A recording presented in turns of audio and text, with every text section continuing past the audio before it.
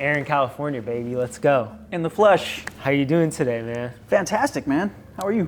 I'm doing good. I know you had an early morning, right? Yeah. So we'll take the people through the day today so far. Yeah. So my son just turned 1 yesterday. He woke me up about 4:45 for his morning bottle, and then right as I was giving him that, I was getting dressed. Was out the door probably about 5:15 because my son didn't want to let me leave. And then from there, it was just, cruising from little foggy Los Osos, about 20 minutes outside of SLO, the Central Coast. Shout out to the 805. It was, about 4 hours, 3.5, 4 hours drive from there. So pulled into downtown LA about 9:30. That's not a bad place to be, 9:30 downtown LA. Do you come to LA a lot? I remember one time you had hit me up saying you were down here. Like, why do you come out to Los Angeles? Like 4-hour drive, like you were saying. Yeah. So I come out as much as I can. Honestly, my wife has a lot of family here, and there's so much to do. We're both big foodies, so love to eat a lot of good food. And there's so many different places to do that. One of our favorite things to do is go to this place called Smorgasburg. Shout out Smorgasburg. You guys are awesome. It's like so good. Foodie's heaven, it. I only went there one time. I was like recently put onto it. It's so fire. And they got alcohol there. Yep. It's a whole vibe. In that big like parking lot kind of thing. Yes, sir. We're pretty close to that, I think. Yeah. I bet we're like within 2 miles, 3 miles. It was funny. My wife actually told me, she's like, "Oh, if you're close enough, can you stop by there? Oh, don't make this, don't turn this into something else. I gotta focus." That's fun. How did you guys hear about that?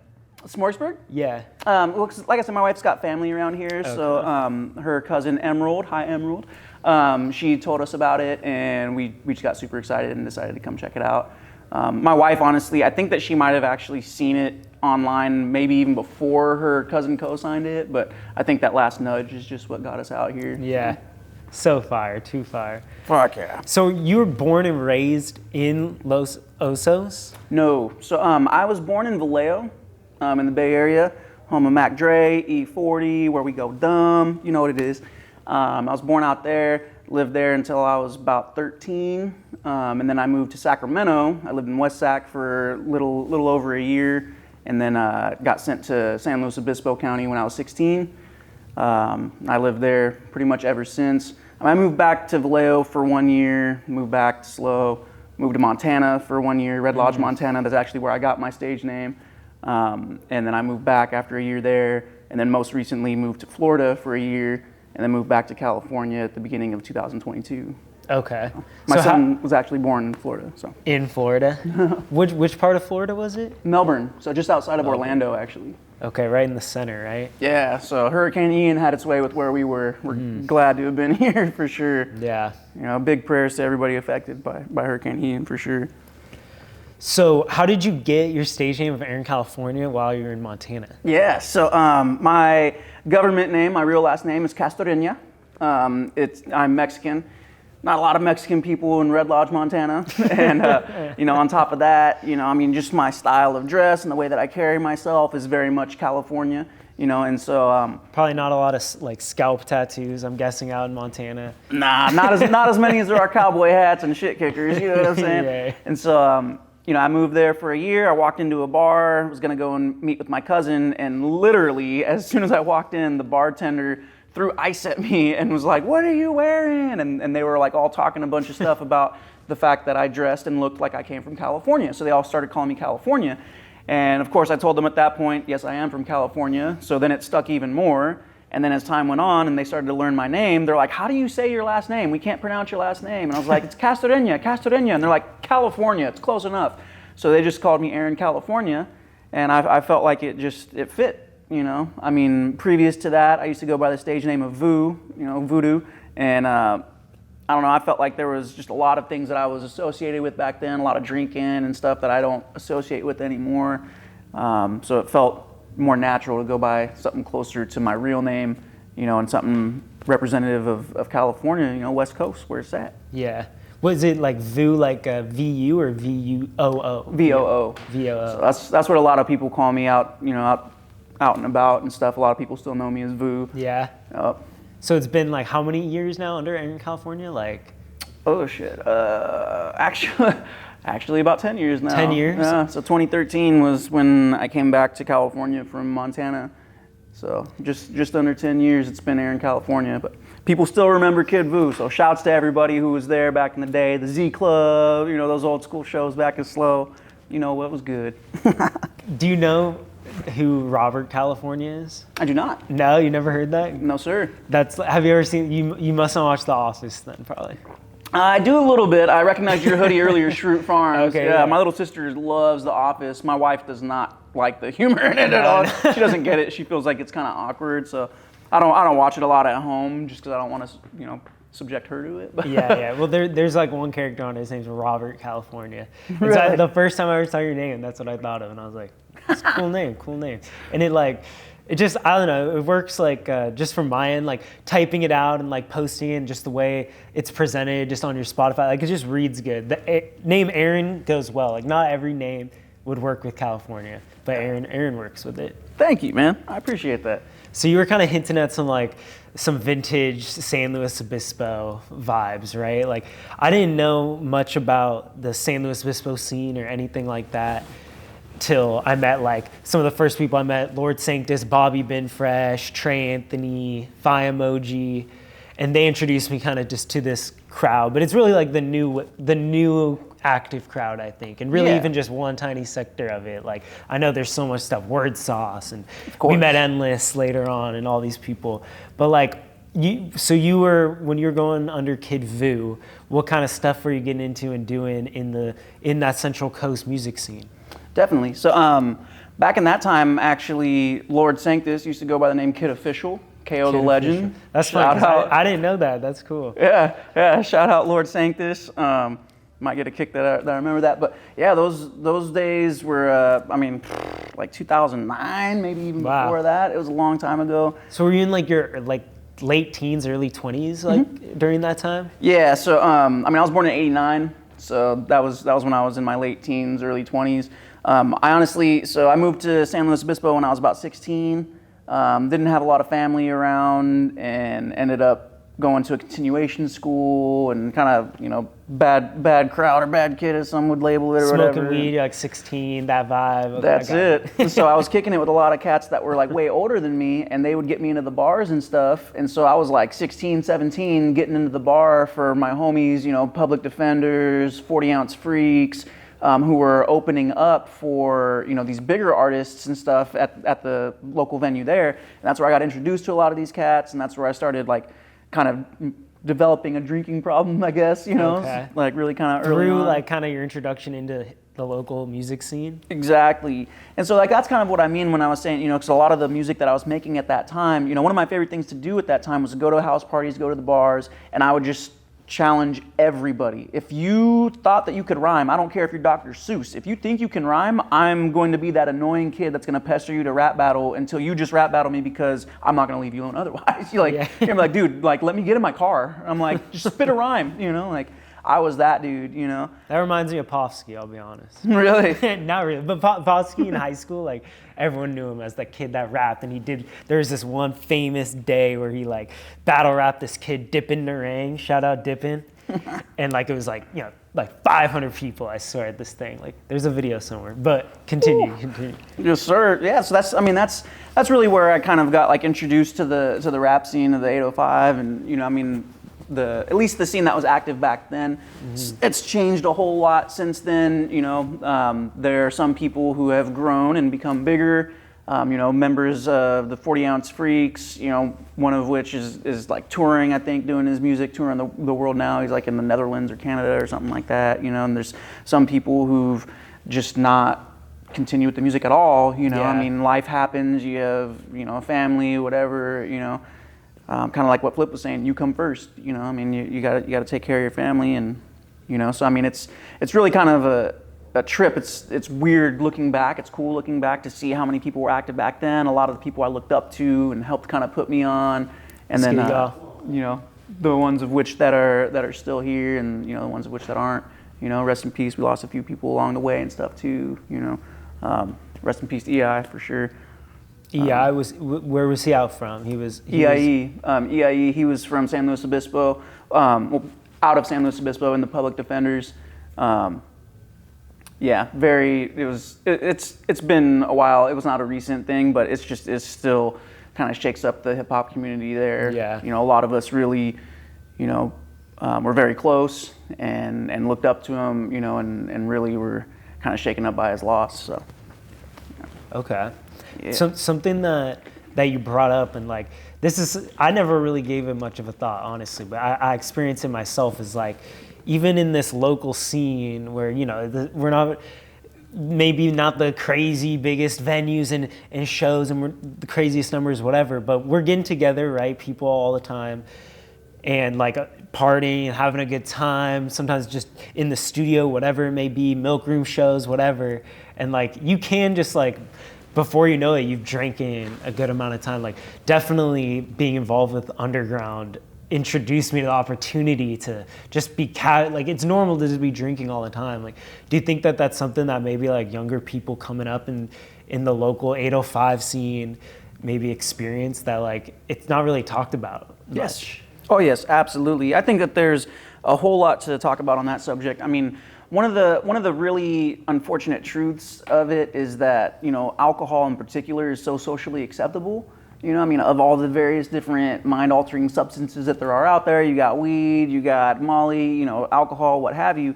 Alcohol is so legal, and it's so produced, so marketed, so pushed, from such an early age. Exactly. You've got Kids Bop, for example. They make remakes of these hits on the radio, right? They did a remake of Bottoms Up, that song by Trey Songz and Nicki Minaj. What's that song about? Bottoms up. Got a couple bottles, but a couple ain't enough. You know what I'm saying? You got Kids Bop. These kindergarten kids singing about bottoms up. Got a couple bottles, but a couple ain't enough.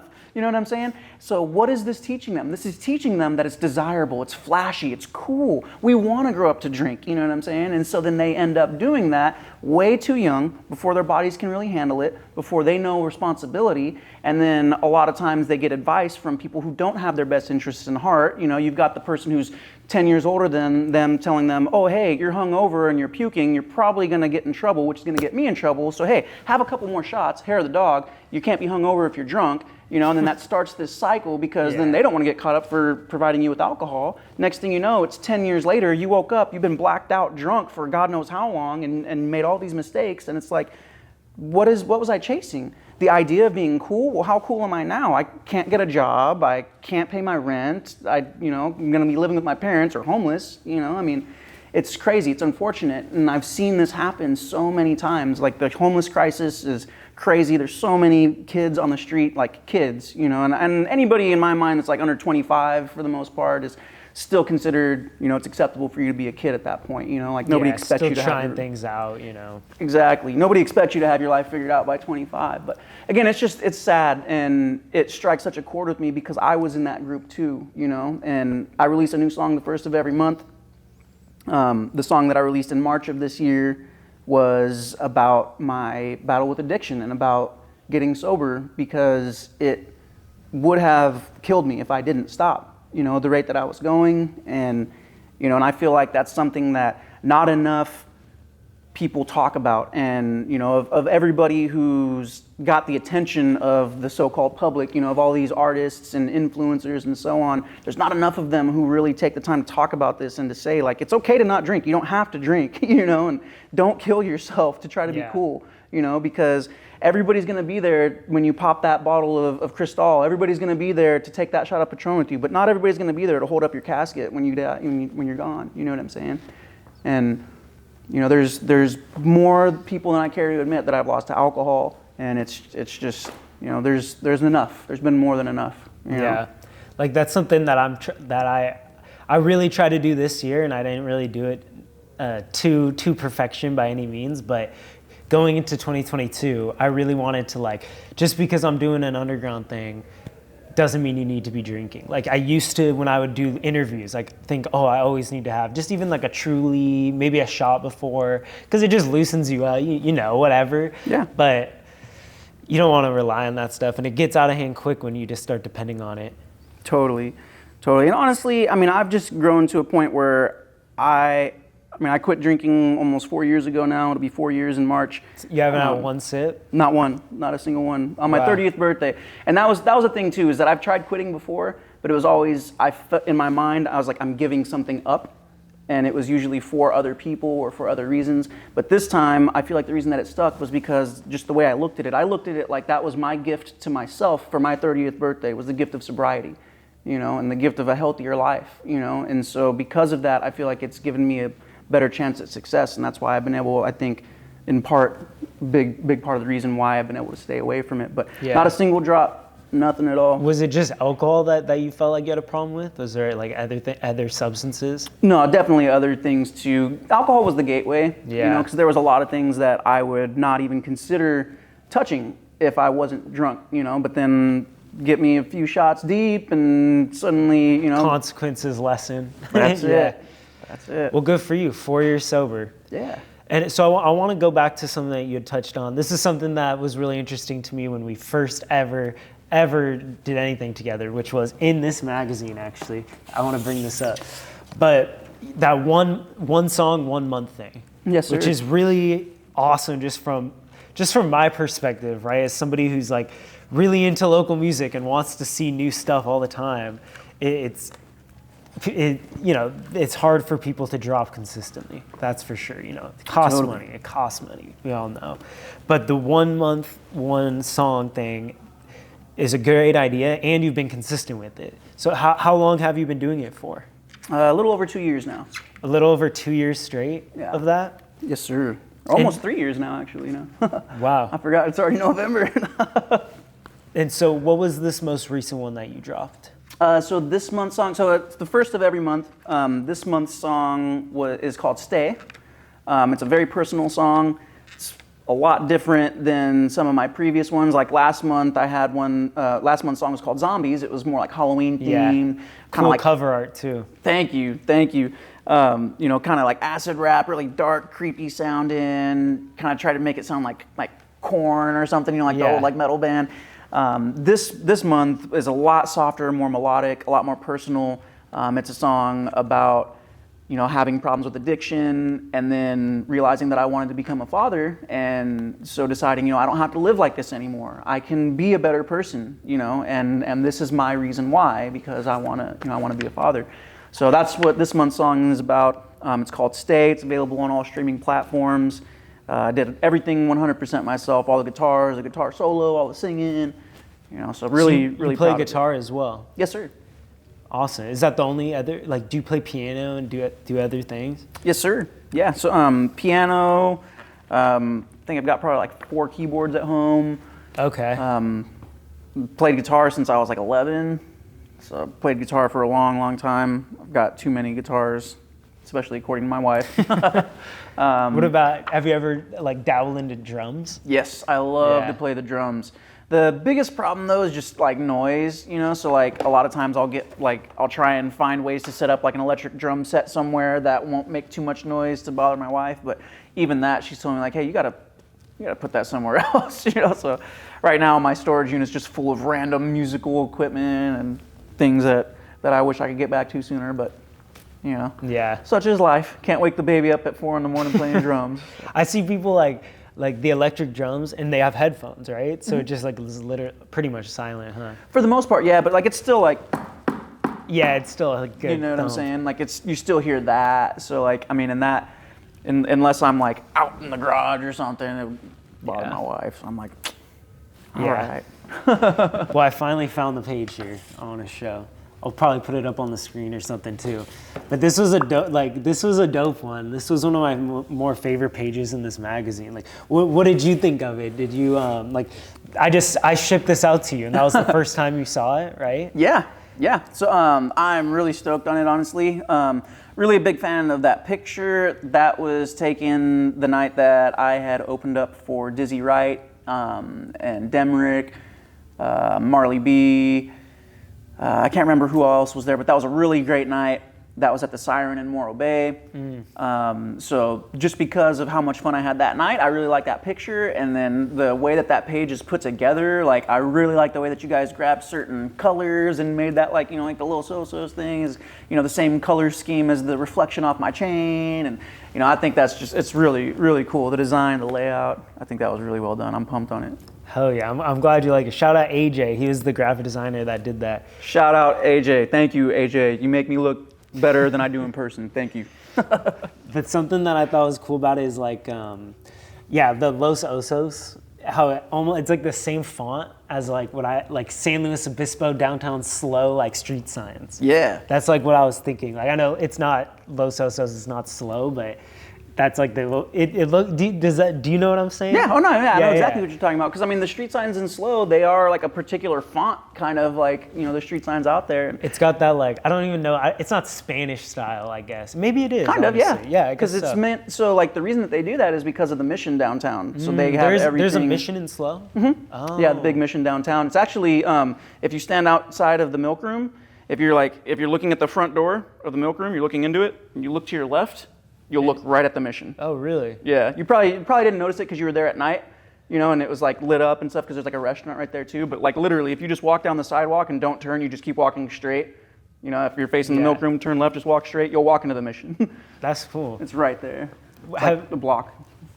Something that would be cool, like I'm just thinking, like the Fremont Theater is really cool, right? Have you been there before? Oh yes. Yeah. Oh yes. How big is it? Do you know? Like what kind of like what artist, or when you have gone there, like what kind of event was it? Like you saw somebody specific? Yeah, so actually, I mean, I used to go there a lot back when it was a movie theater. Fun fact, the very first time I ever came to San Luis Obispo was when The Lion King was released in theaters. Oh, like the original OG?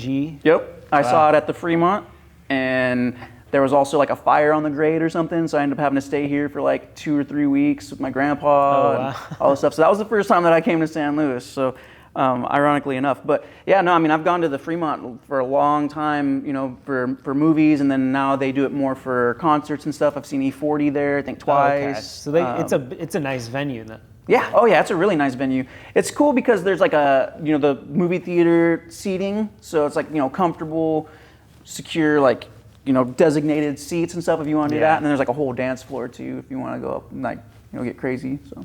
That's fire. Yeah, it's rad. I want to do something there, like an underground show or something. Would be really cool there eventually. That'd be a lot of fun. Yeah. Well, as we're heading into the new year and everything, are you trying to keep up with this one song on the first of each month?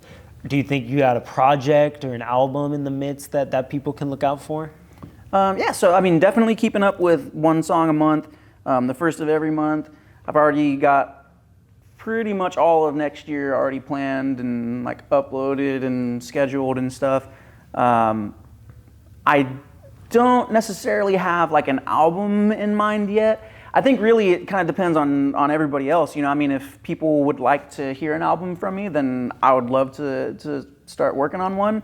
I think that it's a little bit easier for me as an independent and kind of growing artist right now to, it's easier to like market singles and like, individual songs. Cause I mean, just being honest, like I have a lot of respect for people's time. I like people to respect my time. I'm not gonna ask you to give me 30 minutes of your day. You don't, a lot of times it's like, you don't know me, you don't know what I'm about, like maybe just know you through Instagram. Exactly. Like, and if you've just barely heard of me or heard one of my songs, like half an hour is kind of a big commitment, so it's a lot easier for me to just ask for 2 minutes of somebody's time, 3 minutes of somebody's time.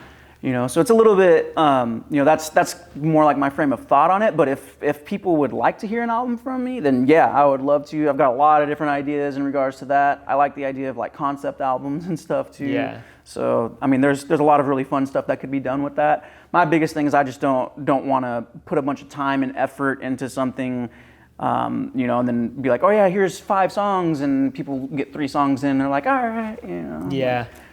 That's always, I guess that's like a big dilemma, I guess, with up and coming artists is like, do you go and spend not only that time and effort, but the money on getting a full project together versus just doing the single thing? I feel like I've noticed, especially in the 805, like people leaning more towards the single route. I think it's smarter too. I think you can get more content out of pushing one single hard. Yeah, and in my opinion too, I mean, because and I don't know if how other artists look at it, but I look at each song almost like a pet or like a pseudo child, so to speak, and it's like I want each of these songs to get the attention that they deserve, and I feel like there are certain things that are worth people's attention in every song. Otherwise, I wouldn't waste time uploading it, because believe me, my trash bin is full on my computer of songs that the world will never hear, and they shouldn't hear it because it's not worth listening to.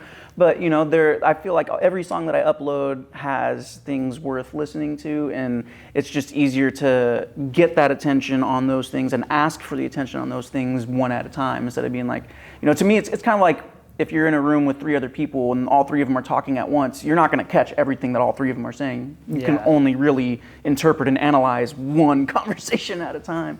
So I feel like that's kind of the same. That's kind of how I approach it, I guess. Well, good. It sounds like you're ready to go for the next year with the magazine dropping too. I think that's a good push as well at the start of the next year as well. So you'll be off to a nice 2023, it seems like. Yes, sir. I want to leave you with just one more question. What's the most painful tattoo that you have? The throat, for sure. The throat? For sure. Oh my God, yeah. That was 4 hours, and the last probably 45 minutes, I was shaking so bad, like the table was like the artist was asking me. She asked me a couple times. She's like, "Are you sure you're good?" In my defense though, so I'm not trying to be that guy that's like, but like my pain tolerance and my stamina and everything was solid. And then 3 hours in, the artist is like, "Oh, I'm gonna go take a smoke break," and then she uses the restroom, and so she's gone for like 30 minutes, like 45 minutes. And I feel like that was just enough time for like the swelling to kick in. Yeah. I could feel it throbbing at raw, that point. now it's raw. Yep, and like when you first get there and you're getting a tattoo and stuff, you're stoked, you're excited, you're like, yeah, like let's go. And after that 45 minutes of me just laying there staring at the ceiling, it's like now I'm like, okay, I'm bored, this hurts, this stings, it burns, and then she comes back to do that last half hour, and it was like, I felt every stroke of the needle that last bit, and it was like along this part and like kind of like hitting the jawbone and stuff, and I was just like, oh man. Like my wife asked me, she's like, if you had to do it again, would you? And I was like, I really don't know that I would. I really don't. And if I did, I would just ask, like, just go straight, like don't. No breaks. Yeah, don't break. No breaks. If you can't go, and I'm sorry, dude. Like, I'm learning a whole lot about the tattoo industry too. I've got a lot of friends who are in the industry. My personal opinion, and maybe I'm not entitled to this, but my personal opinion, if as a tattoo artist, if you can't go a full session without a smoke break, maybe go like work out of your garage or something like that. Because when I come to a shop, right, get a vape or something, bro. Like straight up, because it's like when I come to a shop and I'm paying real money for that and stuff like that, it's like, dude, I took time out of my day. I just paid you, $600-700 to put this on me, and I got to sit here for an hour throbbing in pain watching you suck down a cigarette. Like, get real, dude. Like, I'm paying you to wait until I leave to do this. Like, so that's just my opinion on it. Tattoo artists, please don't at me. All right, whatever. But, Damn, I got a lip tattoo, but I don't like that. I got a lip tattoo and one on my leg. Bro, hold up. This is where we got to insert like the record skip sound right here. Does Andrew from Underground Magazine have a face tat? Did I just hear that right? Well, I get if this counts. If this counts. Your lips on your face, isn't it? That's a face tat, bro. Oh, what? What does it say on there? It says Mamba mentality, bro. Mamba mentality. Hey, you know what? I gotta give you props for that though. Straight up, bro. That's it. Right. If I had to get it was painful, but it's quick. Like they just pretty much write in, it's done. Like it wasn't anything super crazy. A little single line and out. Yeah, it wasn't like a long session. No smoke breaks, taken in the middle of it for sure. All right, bro. Well, I appreciate you coming through, man. We should leave the people with it. If they got one song that they got to check out from you, what would you recommend to them? That's a really tough question. If there was one song, I'd say probably this month's song, Stay. I think that it really accurately showcases a lot of my various skills. I do some rapping in there. I do a lot of singing in there, play a lot of guitar, produce the beat. So I feel like this is a good place to kind of get an overall idea of everything I do. If you wanted something a little bit heavier, then I would definitely say go for like Zombies or anything from like my Two Straps mixtape that I released a couple years ago. Okay, fire. Well, thank y'all for watching. Andrew Mason with Underground Magazine. Follow my boy, Aaron California. Check him out in Underground issue 6 and motherfucking Underground issue 7. There it is. It was a pleasure having you, man. I appreciate you. Thank you, man. Pleasure to be here. Let's get it. Yes, sir. Boom.